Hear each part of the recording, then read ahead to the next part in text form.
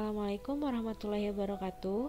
Hai semuanya, perkenalkan nama saya Rahma Sintia Jamaludin dari Fakultas Kesehatan Masyarakat Program Studi Gizi. Di podcast kali ini, saya akan membahas mengenai makanan pendamping air susu ibu atau yang biasa kita kenal dengan sebutan MPASI. Dan yang akan saya bahas dengan tema MPASI kali ini adalah mitos-mitos MPASI, resep MPASI dengan bahan lokal yang murah dan bergizi, serta langkah-langkah pemberian MPASI. Tanpa berlama-lama, kita langsung saja bahas apa aja ya mitos yang beredar mengenai MPASI di masyarakat. Mitos yang pertama adalah berikan sumber karbohidrat saja, tunda pemberian daging sampai usia 8 hingga 10 bulan, tunda pemberian ikan, telur sampai usia 1 tahun. Faktanya, tidak ada urutan tertentu dalam pemberian MPASI. Karbohidrat, protein seperti daging, ayam, telur, dan ikan, sayuran, dan juga buah-buahan dapat diberikan sejak usia 6 bulan. Penundaan pemberian ikan dan telur sampai usia 1 tahun tidak berguna untuk mencegah alergi. Mitos yang kedua, hati merupakan organ yang penuh racun. Jangan diberikan pada bayi.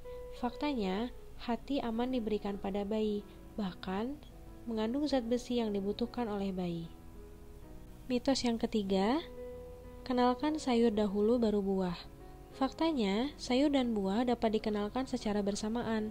Tidak terbukti pengenalan buah lebih dahulu mempersulit penerimaan sayur.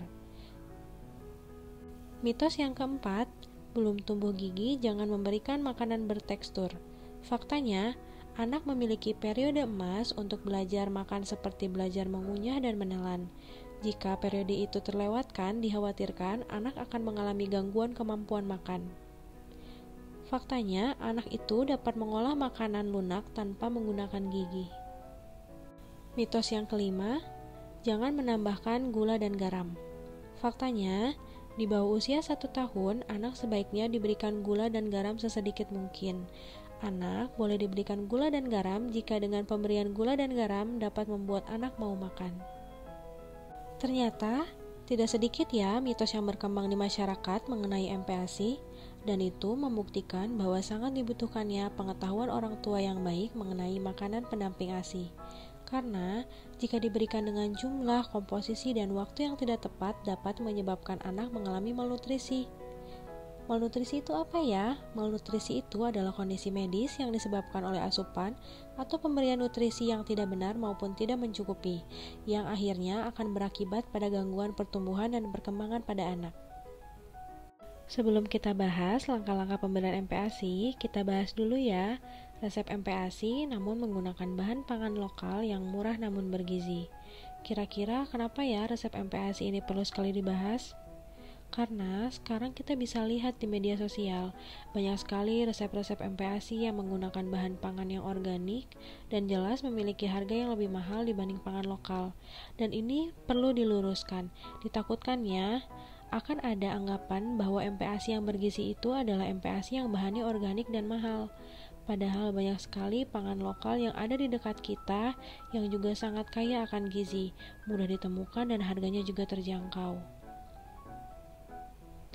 Sebelum bahas resepnya, kita bahas dulu ya bahan pangan lokal apa saja yang bisa kita pakai untuk bahan MPASI. Yang pertama, ada pangan lokal sumber karbohidrat untuk MPASI. Ada kentang. Kenapa kentang? Karena kentang kaya vitamin C, vitamin B kompleks, beta karoten, fosfor, zat besi, dan tinggi protein. Yang kedua, ada ubi jalar. Kenapa ubi jalar? Karena ubi jalar kaya beta karoten, antioksidan, vitamin C, vitamin E, vitamin D, dan karbohidratnya cukup untuk mencukupi energi. Yang ketiga ada beras putih, beras merah, dan beras coklat. Lalu ada jagung. Jagung sangat kaya akan beta karoten untuk mata, mineral kalium, fosfor, magnesium, zat besi untuk otak, dan tinggi protein. Yang kedua, ada pangan lokal sumber protein hewani untuk MPASI. Yang pertama ada hati ayam. Hati ayam kaya akan vitamin A, Fe, vitamin B6, dan asam folat. Yang kedua ada ikan kembung. Ikan kembung sangat kaya akan protein dan asam lemak esensial. Yang ketiga ada telur, daging sapi, ikan tuna, daging ayam, udang, bahkan ikan lele. Bahan pangan yang ketiga adalah pangan lokal sumber protein nabati untuk MPASI.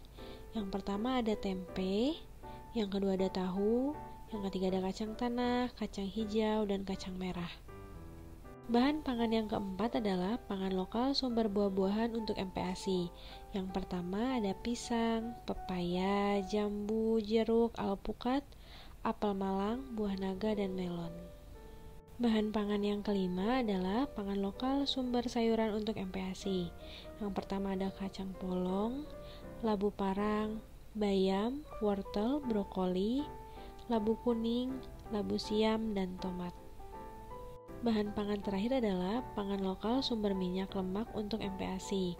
Yang pertama ada minyak kelapa, santan, minyak sayur atau sawit.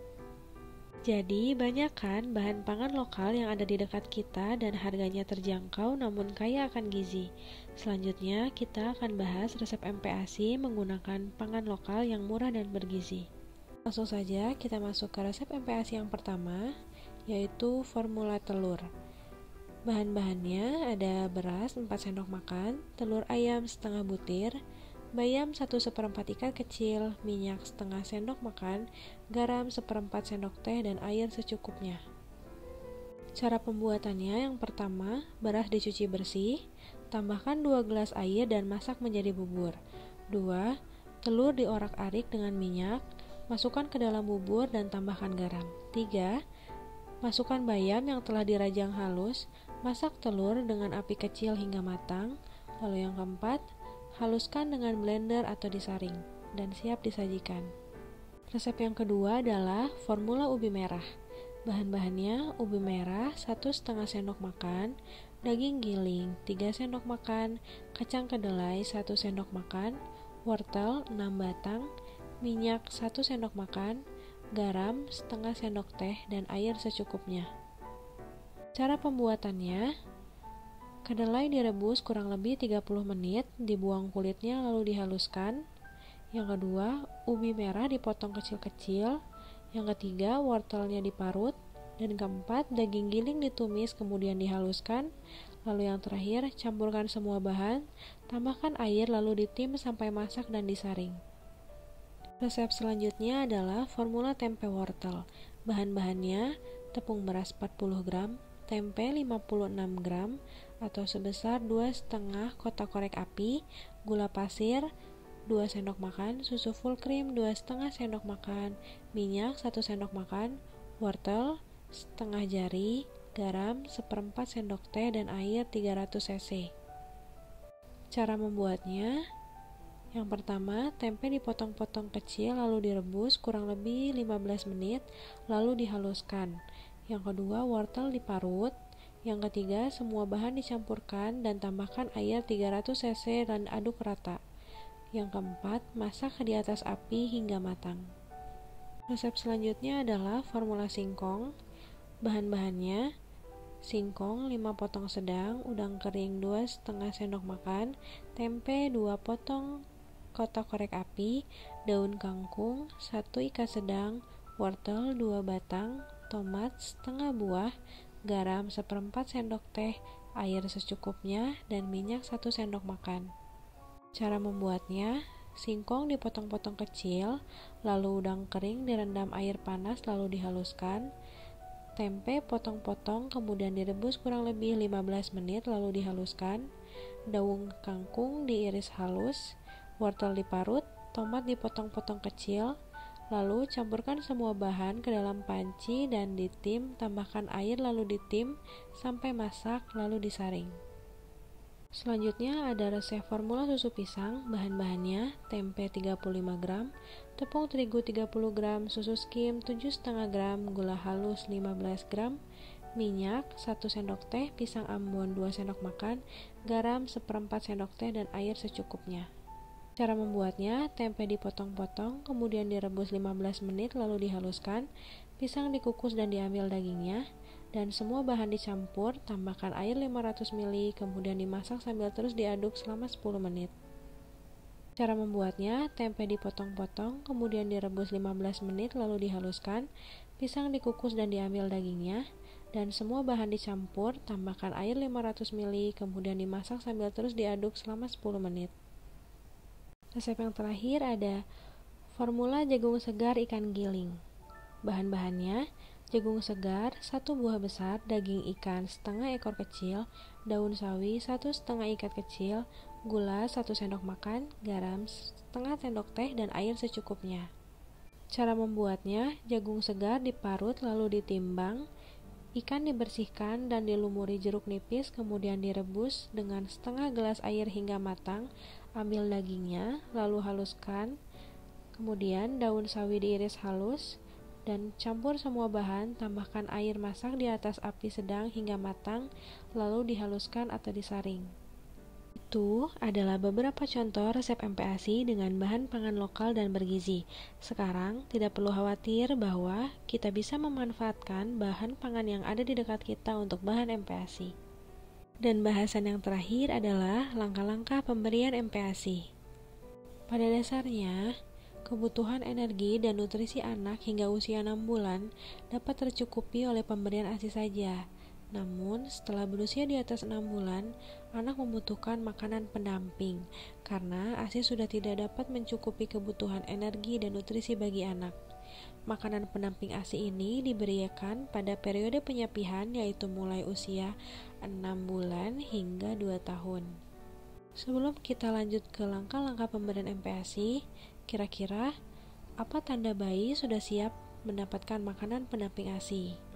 Makanan pendamping ASI dapat mulai diberikan jika bayi sudah menunjukkan tanda siap makan.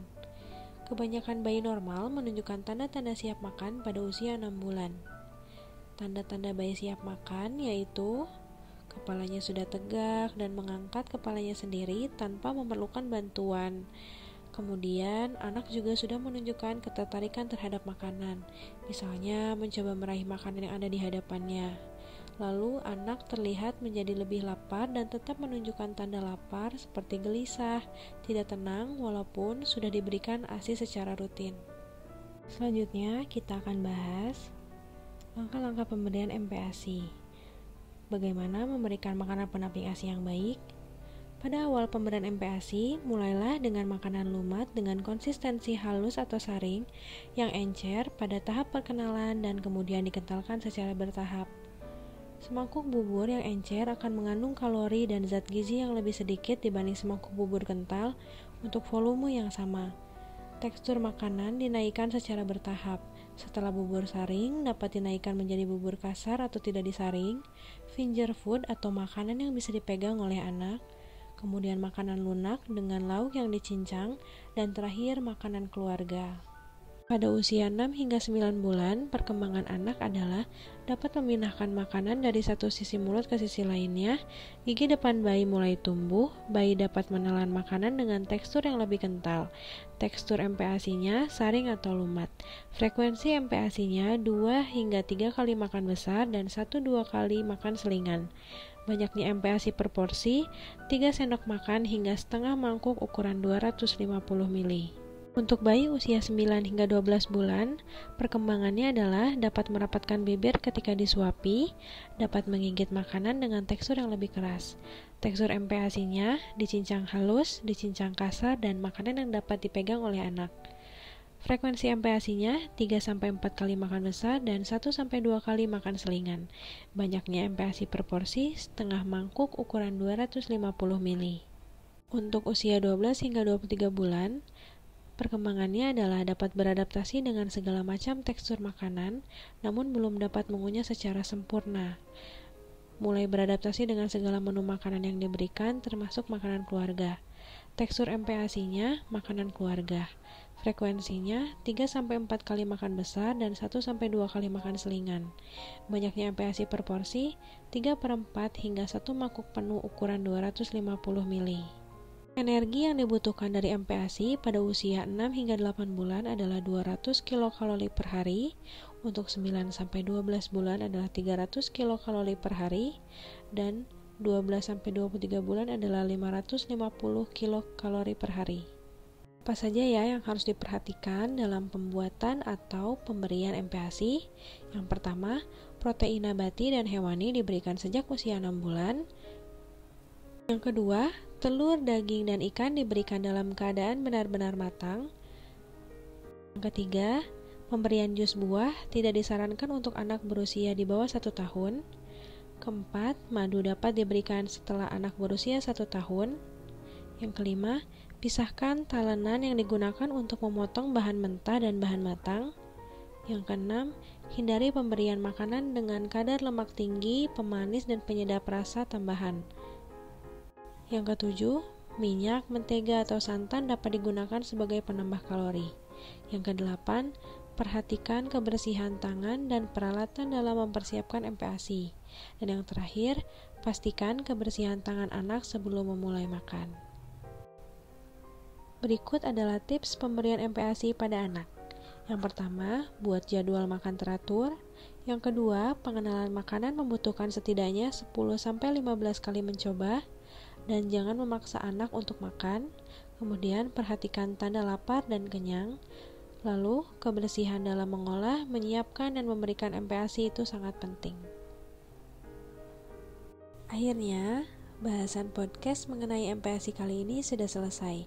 Mohon maaf jika dalam penyampaian ada kesalahan dan saya berharap bahasan kali ini dapat bermanfaat.